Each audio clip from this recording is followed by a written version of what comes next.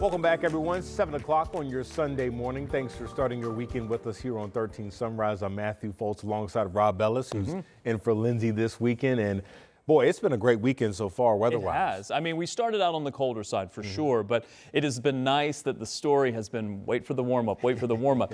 It is here in a big way. And I'll tell you, one of the things I watch is to see how much colder our temperatures get overnight, because if we start milder than we were expecting, we may end up milder than we were expecting. And that's exactly what's happening. Look at the numbers. They're into the 40s for the most part. There are a few 30s here and there, and we still have maybe another hour or so before we could see our temperatures eventually reach their overnight low. But this is already milder than we were expecting. And so with that piece of information, as I look to my forecast, do I need to make any adjustments in the daytime highs? Well, it may need some adjusting.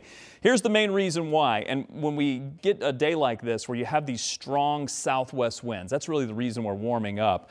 Occasionally we do go a little bit warmer than what we were expecting. I was having this conversation, I believe, with Angela Buckman even late last week. We were looking at, hey, will we see our temperatures go even warmer than what we were expecting? It's possible. And already we've seen the temperatures get 20 degrees warmer than where they were yesterday when I brought you these temperatures. So we have certainly seen a warm-up underway, and we're going to continue to see a warm-up once we get into the afternoon. I'm putting your high temperature at 54 for today. Plenty of sunshine, especially the early part of the day. A few clouds continuing to filter in during the afternoon, mainly some high thin clouds the early part of the day, but by the afternoon we'll see maybe some of those lower level clouds move in because there is rain on the way. Now the rain chance I'm going to put in there starting around maybe 6 or 7 o'clock, but that chance is on the lower side. The best chance I think is going to be after about 9 or 10. So most of your daytime you should get through a beautiful day, rain-free. The rain won't arrive until after we get past sunset. Daytime high temperatures in the mid-50s, but again, going back to what I started with, temperatures are already doing a little bit better, a little bit warmer than what we were expected to start out with. We may end up a little bit warmer than this. We keep nudging that forecast milder because it looks like new data keeps coming in to suggest that. Also staying above freezing for tonight, which is good news. Staying very mild with the rain moving in, 45 for the overnight low temperature. Staying with these south and southwest winds, that's going to keep our temperatures mild overnight, but it means tomorrow will be another mild day. I'll talk about rain chances for Monday and maybe even into Tuesday. And then snow chances return to the forecast for your Wednesday and Thursday. I'll show you that in the 7-day coming up.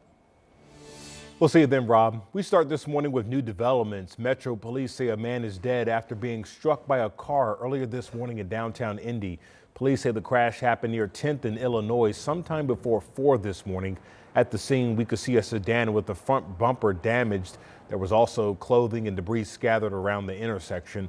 Police tell us the driver did stay at the scene, and this morning we're still working to learn what exactly led up to this crash and if the driver will face any charges. Of course, as soon as we learn more information, we'll be sure to pass that along to you. We have an update this morning on a triple shooting at a Lafayette laundromat. Police say the man who pulled the trigger has now died. The shooting happened Thursday night near South Street and North Earl Avenue. Lafayette police tell us the gunman shot himself after shooting 3 people. One of them died at the hospital. The shooter had been in critical condition until late last night. The coroner has not yet released his name. A chase and standoff in Grant County landed a wanted man in jail. The sheriff's department says they tried to pull over a stolen vehicle near West 22nd and South Washington Streets on Friday in Marion, but the driver took off. Investigators say 43-year-old Fong Fan led officers on a 12-minute chase that eventually went into a farm field. They say he crashed in the woods before surrendering after nearly an hour of standing off with police. Police say Fan was a wanted felon in both Indiana and Ohio.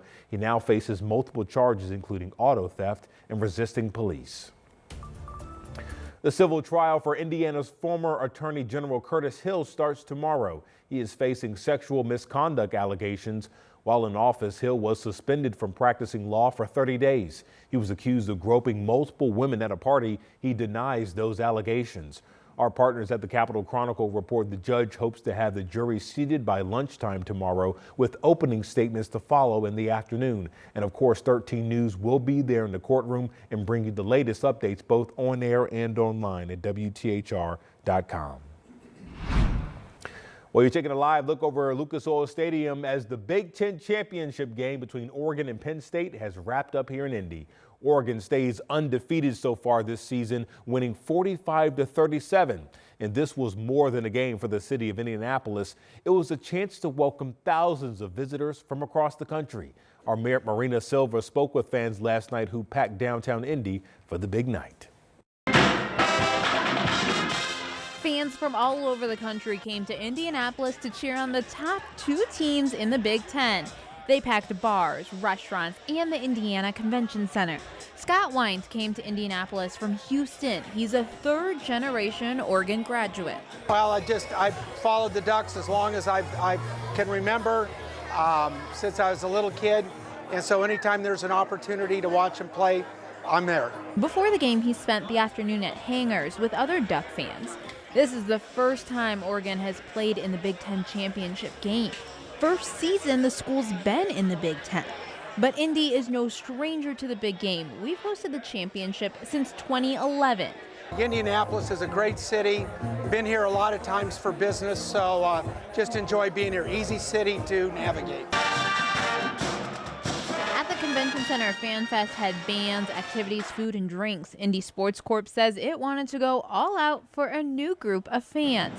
For college student Jesse Calvano, traveling to Indy was a spur-of-the-moment decision. We saw the tickets go on sale like last week and we bought them, and then we realized we actually have to come here. He's a junior at Penn State, and when the opportunity arose, Calvano, along with a friend, decided to take the adventure. I've been needing a side quest, a change of scenery. I haven't really gone home this semester, so it's nice to travel somewhere. Two teams with thousands of fans cheering them on to victory. In downtown Indy, Marina Silva, 13 News.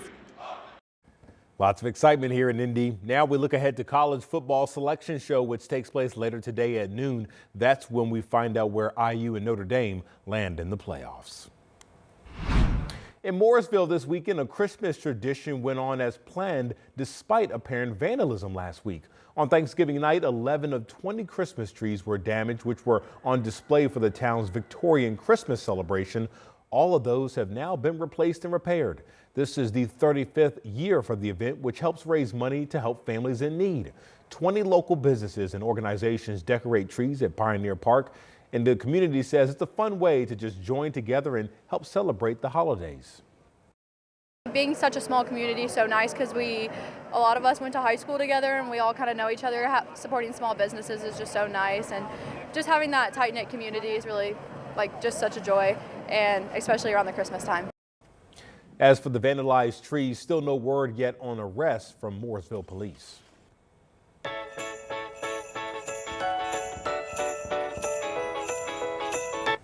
Christmas is quickly approaching and kids are getting their lists ready. And our Anna Chalker shows us how law enforcement in Hamilton County is helping some get an early present.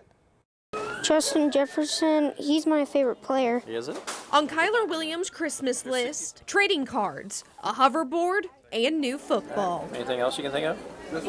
Oh, still slime. But he doesn't have to wait for Santa to bring it. Kyler is one of 61 kids who spent Saturday shopping with a cop.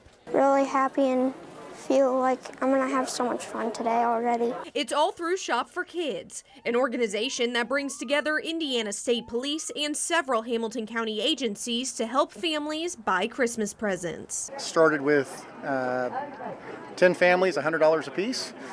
Since that time, over the last 15 years, we've grown. President Dustin Dixon says this year they had their highest number of families because it's gotten harder for some to shop for the holidays. Hamilton County, people think that doesn't happen in this county. I can assure you that it does happen in this county, and there are people in need, and they just need a little bit of hope. Hope these officers want to bring into the kids' lives. A lot of these kids we deal with, we've dealt with previously. You know, it's not their best day when we get to deal with them or the family or they see us. So to get them out here on something like this and have that experience, it's to me, it's this is what Christmas is about. And for ones like Kyler, we should scan it and see how much all of it is. It doesn't matter. What? Are you happy? It doesn't matter how much it is. They now have a full cart and heart. Can you put a smile on your In face? Hamilton County, Do they Anna see you smiling Chalker, often? 13 News. Love to see it. Love to see it. Shop for Kids is already accepting donations for next year's Shop with the Cop event. If you'd like to help, we have a link where you can help right now at WTHR.com.